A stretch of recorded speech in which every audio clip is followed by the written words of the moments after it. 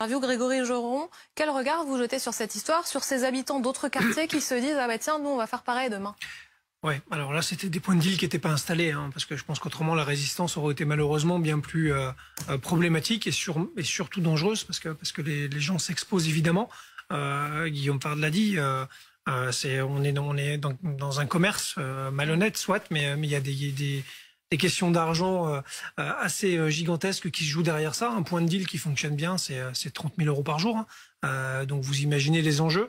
Et donc évidemment, on connaît malheureusement l'impact de ces trafics de stup là où ils sont installés, avec, c'est vrai, et les habitants de cette résidence ont raison, des dégradations des halls d'immeubles forcément, et surtout une insécurité qui est grandissante. Et quand on va même plus loin, la plupart du temps, il y a toujours des gens en souffrance qui font l'objet justement de violences parce qu'ils se servent des appartements comme nourrice. Et ça, c'est quasiment dans tous les halls d'immeubles. Il y a toujours un appartement de nourrice et souvent une victime de ça, soit handicapée, soit en faiblesse, etc. Et c'est comme ça que ça se passe. Et là, donc, ils ont résisté. Le regard que j'ai, c'est qu'évidemment, c'est pas, même si ça peut sembler comme ça, de prime abord, courageux, etc., c'est quand même pas la bonne recette. Et je pense qu'encore une fois, malheureusement, parce que vous parliez de recettes tout à l'heure, c'est pas une bonne idée. Même si la lutte contre les stupéfiants, c'est quelque chose qui est interminable. Nous, policiers, et mes collègues le disent, ils vident à peu près l'océan avec une petite cuillère.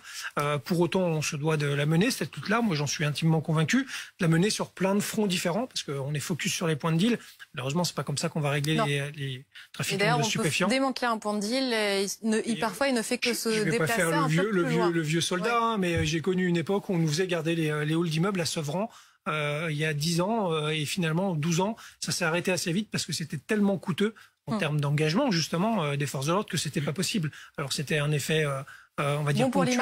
l'image, oui, c'est bien pour l'image parce que forcément quand on a un policier dans le hall d'immeuble, en général le dealer vient pas quand même, heureusement, mais c'est impossible à tenir. Voilà, la lutte contre les stupéfiants, encore une fois je le dis, ça se passe sur plein de plans. À l'international, c'est de la criminalité organisée, pardon, c'est un commerce, donc ça s'adapte en permanence. On l'a vu pendant le Covid, on a vu la naissance de l'Ubershit, mais des livraisons directement à domicile de la drogue. Donc on sait que de toute façon, oui, c'est un système avec même des bons de grattage et de fidélité. Voilà, exactement, comme les pizzas, 10 barrettes acheter une offerte. On est vraiment dans le commerce.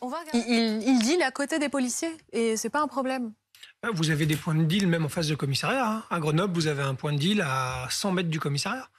C'est pas que c'est pas un problème, c'est que en fait c'est le point de deal. On va l'agresser une journée, il va stopper pendant une semaine, puis il va se réinstaller de cage d'escalier plus tard. La réalité, c'est que en tout cas au niveau policier, encore une fois, l'impact et l'action, elle est sur deux niveaux. Elle est sur ce qui est visible, c'est point de deal, il faut y être. C'est beaucoup d'effectifs, c'est beaucoup d'énergie. Et derrière, il y a un boulot à long terme. Que font les services de lutte contre les stupéfiants et l'économie souterraine. Et là, pour le coup, pour faire tomber un réseau complet, c'est 8 mois d'enquête et de boulot. Alors quand ils ont le temps de le faire, parce qu'on ne les presse pas et qu'on leur donne les moyens de le faire, en général, ça fonctionne. C'est-à-dire qu'ils arrivent à déshabiller, pardon de l'expression, mais c'est une réalité, un réseau complet avec, au bout du bout, des peines de prison assez lourdes pour les dirigeants de ces réseaux-là, qui vont aller jusqu'à 10 ans de prison et surtout, quand je parle de déshabiller, c'est qu'en fait, ils saisissent les maisons, les voitures, voilà, et ça fonctionne. Sauf que c'est beaucoup de temps et c'est beaucoup moins visible, pour le coup, que l'agression des points de deal. Donc nous, on doit avoir une action sur ces deux niveaux-là, mais qui doivent être j'ai envie de dire, deux jambes musclées de la même manière. Mais ce que raconte Guillaume et le policier qui est sur le terrain, c'est quand même la preuve que la réponse policière ne peut pas être la seule réponse. Quand des gamins de 8 ans, 10 ans, 12 ans sont dans la rue, on est obligé de se poser la question des parents, de l'encadrement d'éducation, des services sociaux, des services publics. Le rajeunissement des dealers, entre guillemets, même si on est simple guetteur, ça ne se fait pas comme ça d'un claquement de doigts. Je suis entièrement d'accord. Enfin, moi, je pense que si on pense qu'on va régler ça que par le prisme policier, c'est pas possible. Juste par rapport au reportage de 94, je pense que ce qui a un peu changé, c'est deux choses. C'est qu'aujourd'hui, les points de deal, on en a malheureusement dans toutes les petites villes de province qu'on n'avait pas avant.